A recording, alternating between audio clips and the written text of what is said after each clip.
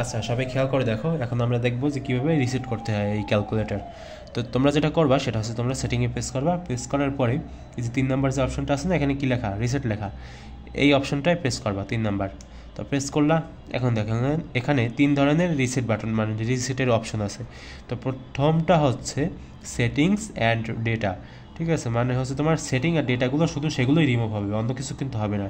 আর দ্বিতীয়টা হচ্ছে কী বলো তো, ভেরিয়েবল মেমোরি, মানে ওই যে তোমরা ABCDতে যেগুলো সেভ করছিলে না, সেগুলো ডিলিট হবে শুধু, ঠিক আছে।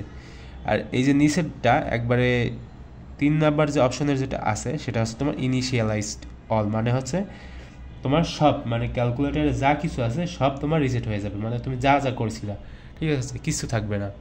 তো আমরা সবসময় 3 নাম্বার অপশনটাই প্রেস করি। তো অপশনটা প্রেস করে আমরা কি করি বলো তো, এই যে প্রেস করলাম ওকে, তাই প্রেস করার পরে আমরা ইএসএ প্রেস করব, তাহলে একবারে সব রিসেট হয়ে যাবে, ঠিক আছে।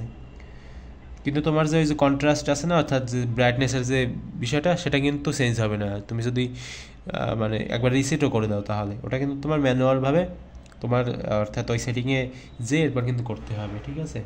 তো এদিক থেকে একটু খেয়াল রাখো।